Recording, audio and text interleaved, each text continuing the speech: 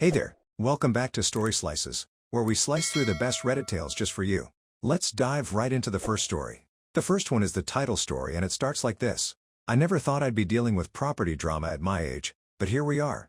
I inherited my grandfather's ranch in Montana 3 years ago when I was 32. It's a beautiful 500-acre piece of land that's been in our family for generations, complete with cattle grazing areas, a creek running through it, and mountains in the distance. I was born and raised on this ranch, helping my grandfather tend to the cattle since I could walk. The trouble started about 6 months ago when a tech millionaire from California, let's call him Brad, bought the neighboring property. At first, everything seemed fine. He built this massive modern house that stuck out like a sore thumb against the Montana landscape. But hey, it was his land and his money. The problems began when Brad approached me one afternoon while I was fixing a fence line. He pulled up in his shiny Tesla, completely out of place on the dusty ranch road. "Hey there, neighbor," he called out, wearing what looked like brand new cowboy boots that had never seen a day of work. "Got a minute to chat?" I nodded, wiping my hands on my jeans. "Sure, what's on your mind?" "I've been looking at some old maps of the area," he said, pulling out his iPad. "And I noticed there used to be an access road that cut through your property to reach the mountain trails. I'd like to restore that access." I frowned. "I've lived here my whole life, and there's never been a public access road through our ranch. You might be looking at some really old maps from before my grandfather's time." Brad's friendly demeanor shifted slightly. "Well, according to these records from the 1940s, there was a shared access agreement. I'd like to reinstate that for my family's use. We're big into hiking and outdoor activities." "I'm sorry, but that's not possible," I explained. "This is active ranch land with cattle. We can't have people crossing through randomly. There's liability issues, and it would disrupt our operations." He persisted. "Come on, don't be difficult about this. I'm sure we can work something out. Name your price." "It's not about money," I said firmly. "This is a working ranch, not a hiking trail. You can access the mountain trails from the public road on the north side." "That's a 40-minute drive around," he protested. "This would only take 10 minutes through your property." "I understand it's inconvenient, but my answer is no. I need to get back to work now." I thought that was the end of it. I was wrong. 2 weeks later, I was doing my morning rounds when I spotted something that made my blood boil. There was a brand new gate installed in my fence line, right where Brad had wanted his access road. It was one of those fancy electronic gates with a keypad, and it had clearly been professionally installed overnight. I immediately called the sheriff's office and my lawyer. While waiting for them to arrive, I took photos and videos of everything, including tire tracks leading from Brad's property to the new gate. Within an hour, Sheriff Thompson pulled up in his patrol car, followed by my lawyer, Sarah Martinez.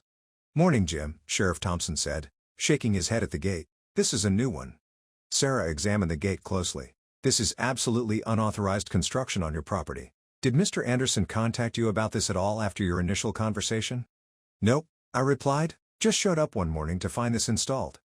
As we were talking, Brad's Tesla came speeding down his driveway. He got out, looking annoyed. "What's going on here?" he demanded. "Why are the police on my property?" "This isn't your property," Sheriff Thompson stated calmly. "According to county records, this land belongs to Mr. Mitchell here." Brad scoffed. "I have historical documents showing this was a shared access point. I'm just restoring what was already here." Sarah stepped forward. "Mr. Anderson, I'm Mr. Mitchell's attorney. Whatever historical documents you think you have are irrelevant. The current property deed and surveys clearly show this is private land belonging solely to my client. You've committed criminal trespassing and unauthorized construction." "This is ridiculous," Brad exclaimed. "Do you know how much this gate cost to install? I had to pay rush fees to get it done quickly." "That's not my client's problem," Sarah replied. "You had no right to install anything on his property. We'll be demanding immediate removal of the gate and restoration of the fence line, plus damages." Brad's face turned red. "I'll sue. I'll take this all the way to the Supreme Court if I have to. You can't deny historical easements." I decided to speak up. "Brad, I have documents going back to 1962 when my grandfather officially purchased this entire property. There are no easements or shared access agreements. You can check with the county records office yourself." "Those records must be incomplete," he insisted. "My real estate agent found maps from the 1940s showing." Sarah interrupted him. "Mr. Anderson, unless you can produce a legally binding easement that's currently in effect, you need to remove this gate immediately. Otherwise, we'll file for an emergency injunction and seek damages, plus criminal charges for trespassing and vandalism." Brad pulled out his phone. "I'm calling my lawyer right now. This isn't over." "That's your right," Sheriff Thompson said.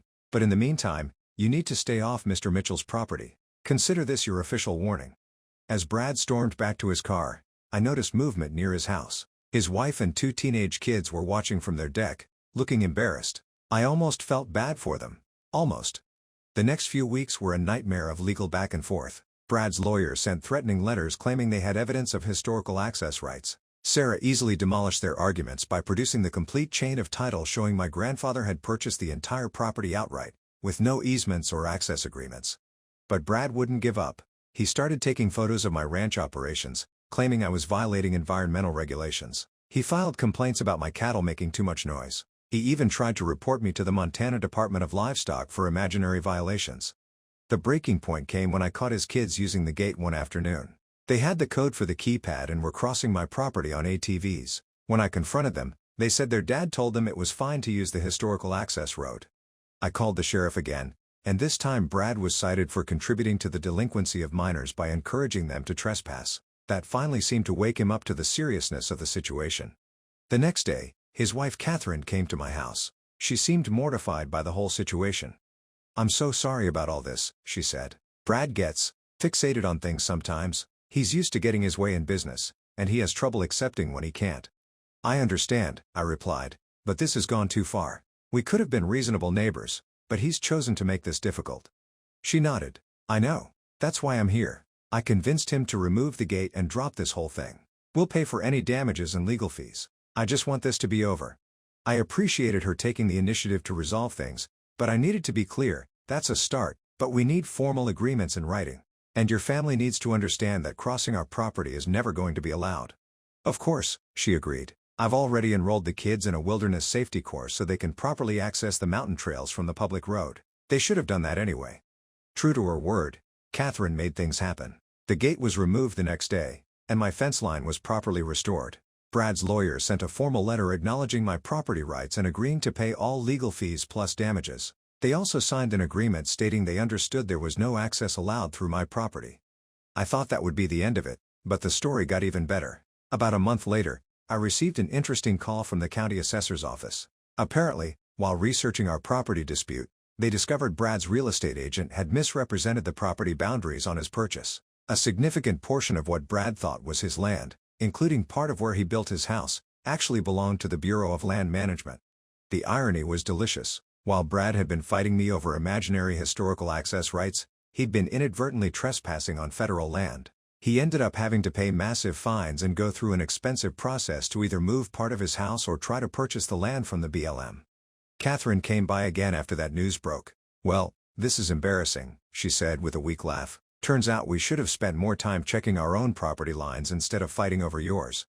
I decided to be gracious about it. These things happen. Old property lines out here can be tricky. "Brad's finally learned his lesson about making assumptions," she said. "He's actually taking a local history course at the community college now to better understand Montana ranch land and property rights. He admitted he should have done that before moving here." The whole situation ended up having some unexpected positive effects on the community. The county started a program to help new residents understand local property laws and ranch life. They even asked me to speak at a few seminars about the importance of respecting property boundaries in agricultural operations.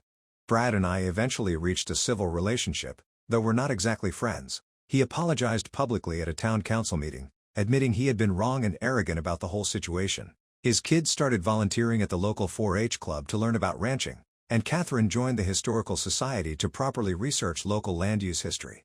Looking back, I'm glad I stood my ground. It wasn't just about my property rights, it was about protecting a way of life that's been part of this community for generations. You can't just show up with money and technology and expect to change how things work without understanding and respecting the local culture and laws.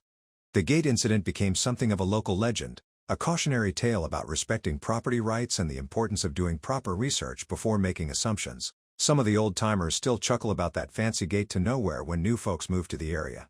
As for my ranch, it's still operating smoothly, cattle grazing peacefully without any unexpected visitors. I did install some security cameras though, just in case anyone else gets creative ideas about historical access rights. The most satisfying part? Every time Brad has to take that 40-minute drive around to access the mountain trails, he has to pass by the spot where his expensive gate once stood.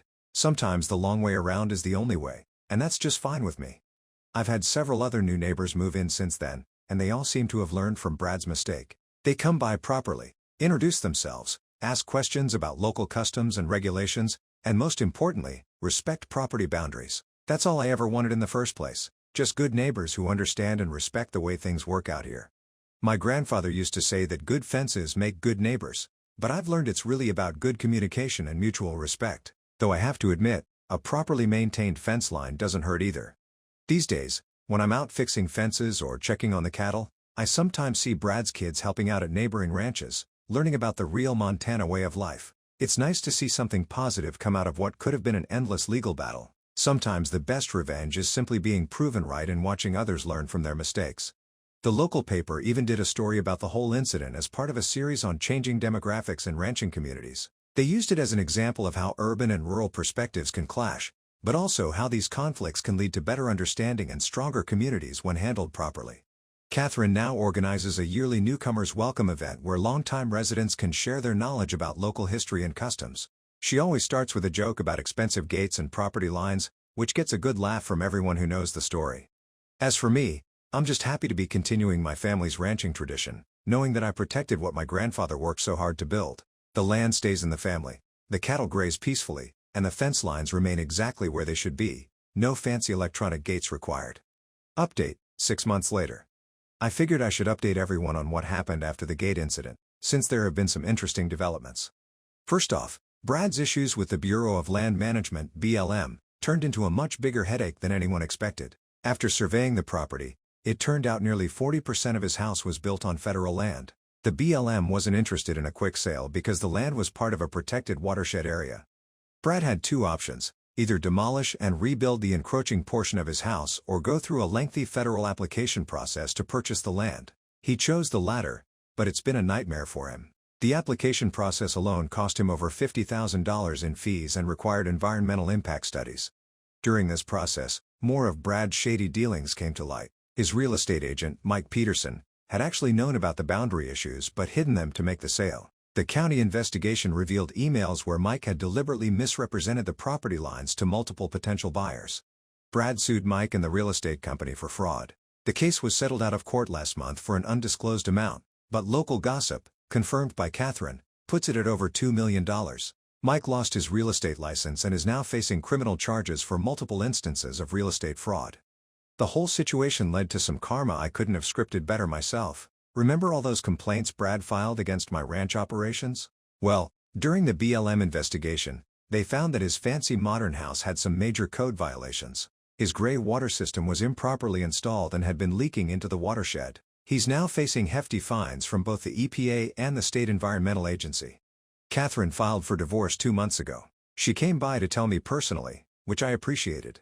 The gate incident was just the tip of the iceberg, she explained over coffee at my kitchen table. Brad's been lying about our finances for years. He's not even really a tech millionaire. He just played one on social media while racking up massive debt trying to maintain the image. Turns out Brad had leveraged everything they owned to buy the Montana property and build that house, thinking he could flip it for profit to some other rich out-of-stater. When that plan fell apart, their whole financial house of cards came tumbling down. Catherine and the kids moved back to California to stay with her parents while the divorce proceeds. Before she left, she gave me a heads up that Brad was planning to sell the property. "Just wanted you to know in case another difficult neighbor tries to buy it," she said, "though I doubt anyone will want it with all the legal issues attached now." She was right about that. Brad listed the property for sale, but no one wants to touch it until the BLM situation is resolved. He's stuck paying property taxes and legal fees on a house he can't fully use or sell. The county has used this whole situation to implement new regulations requiring more thorough surveys and documentation before building permits are issued. They even named it the Anderson Rule, not exactly the legacy Brad was hoping for in Montana. As for my ranch, business has been better than ever. The publicity from the gate incident actually led to some positive connections.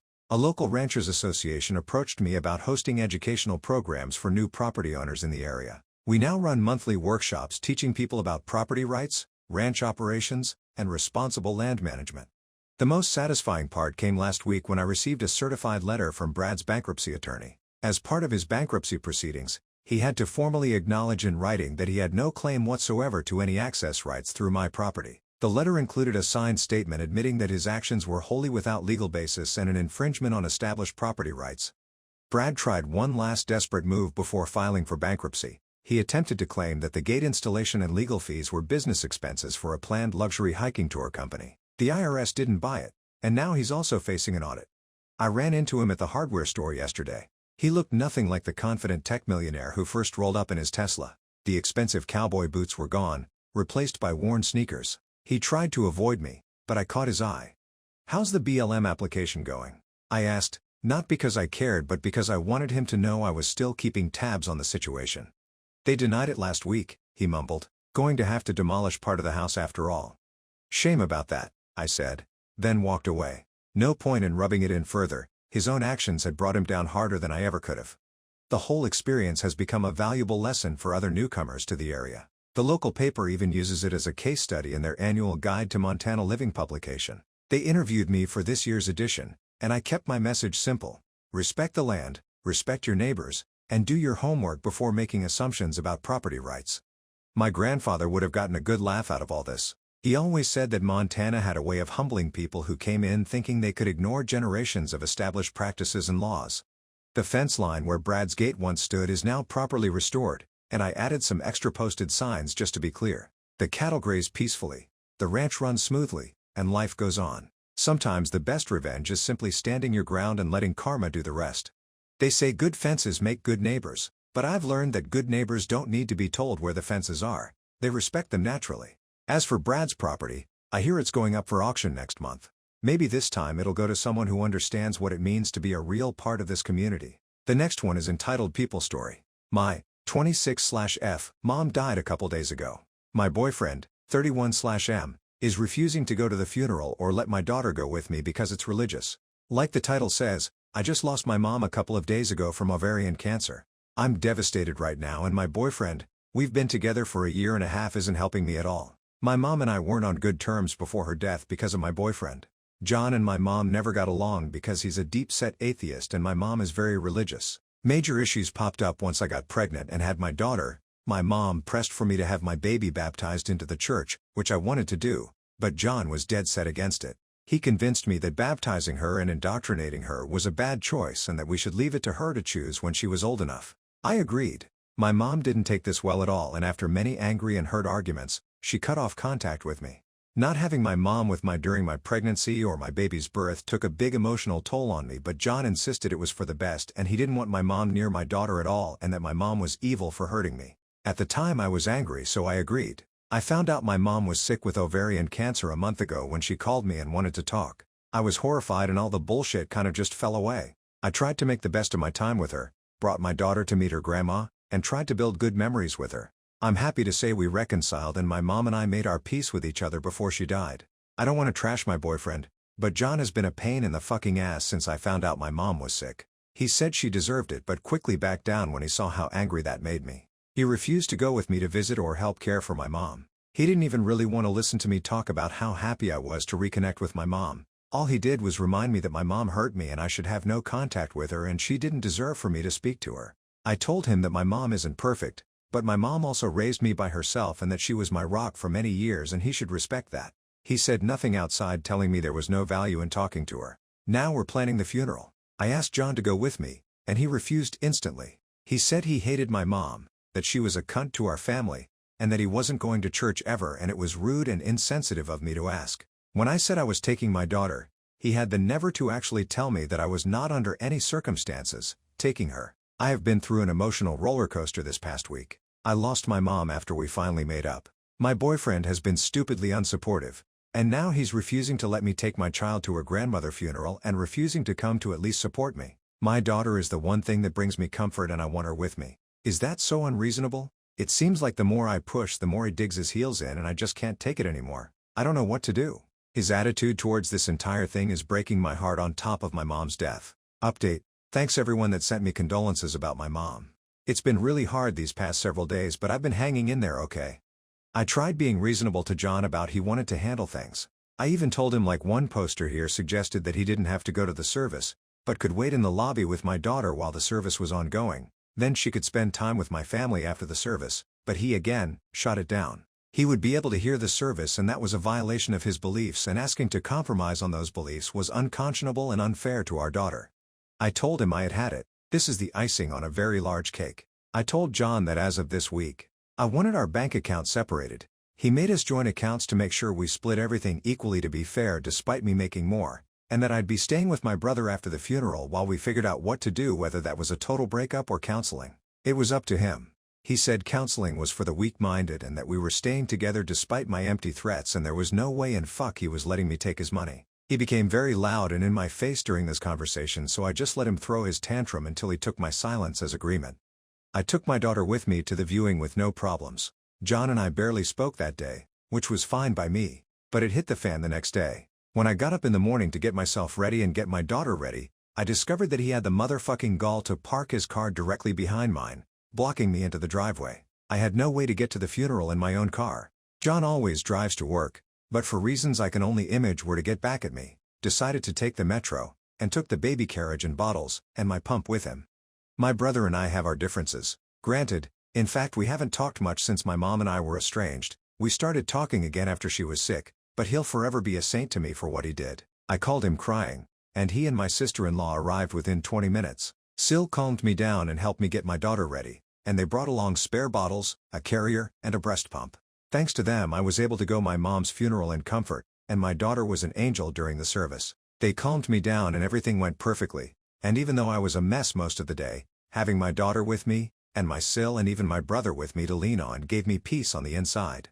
I've made up my mind not to tolerate John's insane and controlling behavior anymore. He had a litany of excuses for doing what he did. He even tried to claim his car had problems, and I don't want to hear any of them. I never wanted to be a single mom. I always wanted to raise my baby within a family. But I've decided that going alone is so much better than doing it with this man, who thought nothing of trying to kick me while I was down. My brother's arranged for me to talk to a friend of his that specializes in family law this week, and we're taking it from there. I still feel so guilty for what happened with my mom. I miss her so much. I hope from here on out I can make her proud of me, despite my mistakes. Are you hungry for more slices of stories? Don't forget to subscribe and hit the bell to never miss out on any videos. See you tomorrow at Story Slices.